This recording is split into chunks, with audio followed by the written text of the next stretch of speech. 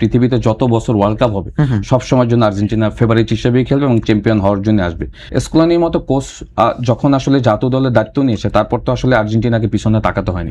এইটা কিন্তু আর্জেন্টিনাকে ওই ওয়ার্ল্ড কাপ থেকে আমার কাছে মনে হচ্ছে যে এই ওয়ার্ল্ড কাপের স্কোয়াড অনেক ডেপ। আর্জেন্টিনা ব্রাজিল তো সবসময়ের জন্য ফেভারিট, হ্যাঁ, এবং আমি যদি ভুল না করে থাকি পৃথিবীতে যত বছর ওয়ার্ল্ড কাপ হবে সবসময়ের জন্য আর্জেন্টিনা ফেভারিট হিসেবেই খেলবে এবং চ্যাম্পিয়ন হওয়ার জন্য আসবে। বিকজ তাদের ফুটবল কালচারটা এরকম, তারা ফুটবলের বাইরে অন্য কোনো কিছু চিন্তা করতে পারে না।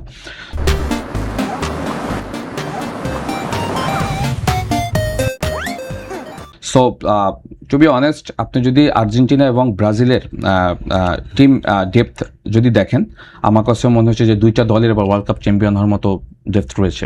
হ্যাঁ, কারণ আমরা আসলে তো একটা দলকে কখন ফেভারিট ভাবি ডেফিনেটলি প্লেয়ারের স্ট্রেংথের উপরে, রাইট? তো সেইখান থেকে আমরা সবসময় প্রেডিকশন করার আগে আমরা সবসময় প্লেয়ারদেরকে দেখি যে এই দলটার আসলে লাইন আপ কীরকমের, প্লেয়াররা ফিট আছে কিনা, প্লেয়ারদের পারফরমেন্স কীরকম, প্লেয়ারদের ফর্ম আছে কিনা, সেইটার উপরে বেস করে কিন্তু ওয়ার্ল্ড কাপের অনেক কিছু ডিপেন্ড করে। বাট আমরা সবসময় প্লেয়ারদেরকে নিয়েই কিন্তু আলোচনা সমালোচনা করি, বাট একটা সাইড আমরা সবসময় ভুলে যাই যে আপনাকে দেখতে হবে যে আর্জেন্টিনা এবং ব্রাজিল দলে এই মুহূর্তে কোচিং স্টাফ কারা আছে।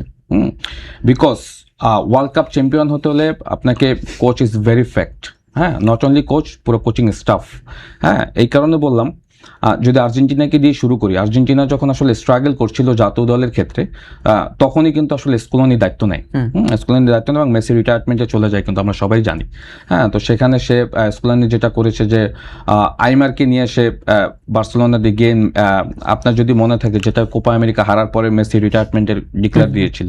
হ্যাঁ, মেসি বলছে মেসি আর কখনো ইন্টারন্যাশনাল ম্যাচ খেলবে না। সো তারপরে যেটা হলো যে বার্সেলোনা দিয়ে গিয়ে আসলে তার সাথে মিটিং করে তাকে ম্যানেজ করে আবার নেক্সট কোপা আমেরিকার জন্য দলটাকে রেডি করা। হ্যাঁ, তারপরেই তো আসলে সাকসেস শুরু হলো। হ্যাঁ, so coach is big fact for national team, এটা সারা পৃথিবী জাতীয় দলের ক্ষেত্রেই। সো স্কলোনির মতো কোচ যখন আসলে জাতীয় দলের দায়িত্ব নিয়েছে তারপর তো আসলে আর্জেন্টিনাকে পিছনে তাকাতে হয়নি। ব্যাক টু ব্যাক দুইটা কোপা আমেরিকা এবং আর্জেন্টিনার লাস্ট 2022-এর ওয়ার্ল্ড কাপ চ্যাম্পিয়ন।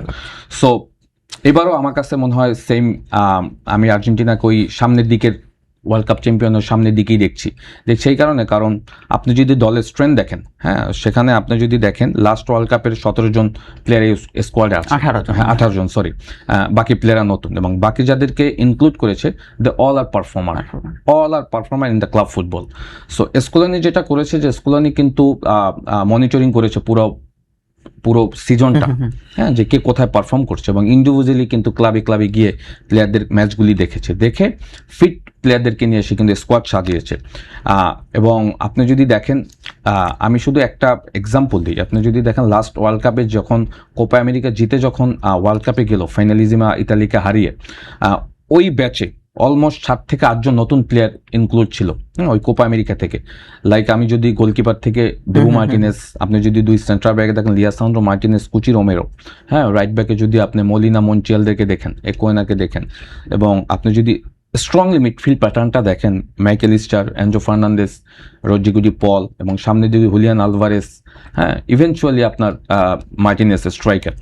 সো এই ব্যাচটা কিন্তু আসলে রেডি হয়ে গেছিল আপনার মানে উইনিং মেন্টালিটি নিয়েই কিন্তু আপনার Copa America the same time world কাপের স্টেজে চলে গিয়েছে, এবং দে অল আর পারফর্মিং, আমি বলবো অন দ্য ফিল্ড, মানে দে আর, আমি বলবো কি বলবো, মানে তারা যেভাবে পারফর্ম করেছে আফটার লুজিং সৌদি আরবিয়া, হ্যাঁ, 2-1 হারার পরে আসলে তারা যেভাবে স্ট্রংলি মেক্সিকোর সাথে 2-0 এনজো ফার্নান্দেসের গোল, লিওনেল মেসির গোল, তারপরে তারা যেভাবে প্রোগ্রেস করেছে, এরপরে তো আমরা সবাই জানি হিস্ট্রি। সো সেম প্যাটার্নের দলটা কিন্তু এবার আছে, এবং দে অল আর এক্সপিরিয়েন্স, এবং সবার কিন্তু আসলে ট্রফি জেতার এক্সপিরিয়েন্স রয়েছে, Copa America the same time world cup.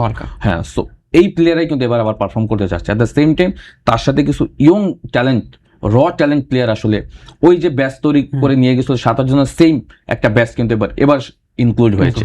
সুতরাং এবার দলটা আমার কাছে মনে হচ্ছে যে আরো বেশি স্ট্রং। হ্যাঁ, সো ইভেনচুয়ালি আপনি যদি দেখেন, আমরা একটা সময় গত ওয়ার্ল্ড কাপও দেখেছি যে দেবু মার্টিনেজের রিপ্লেস কি খেলবে, আসলে কিন্তু ছিল না এরকম। এবছর যদি দেখেন রুলি এবং মুসো রয়েছে, টোটালি আমার কাছে মনে হয় যে ব্যাকআপ যদি দেখেন সো স্ট্রং। হ্যাঁ, ইভেনচুয়ালি আপনি যদি সেন্টার ব্যাকে দেখেন, হ্যাঁ, সো অনেক স্ট্রং ব্যাকআপ প্লেয়ার রয়েছে। হ্যাঁ, সো এইটা কিন্তু আর্জেন্টিনাকে ওই ওয়ার্ল্ড কাপ থেকে আমার কাছে মনে হচ্ছে যে এই ওয়ার্ল্ড কাপের স্কোয়াড অনেক ডেপথ, এবং আমরা একটা সময় যে এখন এসে হয়তো বলি যে লিওনেল মেসি আসলে 2022-এর ফর্মটা দেখাতে পারবে কিনা। দেখেন লিওনেল মেসি দ্যাট প্লেয়ার হ্যাঁ, তাকে গ্রেটেস্ট অফ অল টাইম কেন বলা হয়? হ্যাঁ, লাস্ট ওয়ার্ল্ড কাপে যদি দেখেন আফটার সৌদি আরবের ম্যাচের পরের ম্যাচটা যে প্রেশার ম্যাচ ছিল, হ্যাঁ, সেই প্রেশার ম্যাচ থেকে কিন্তু বের করে লিওনেল মেসি নিয়ে আসছিল। মেক্সিকোর সাথে যে গোল, ডিমারিয়ার ওই যে পাস, ওখান থেকে লং রেঞ্জ শুট করে গোল, পরে অ্যানজো ফার্নান্দেসের গোল।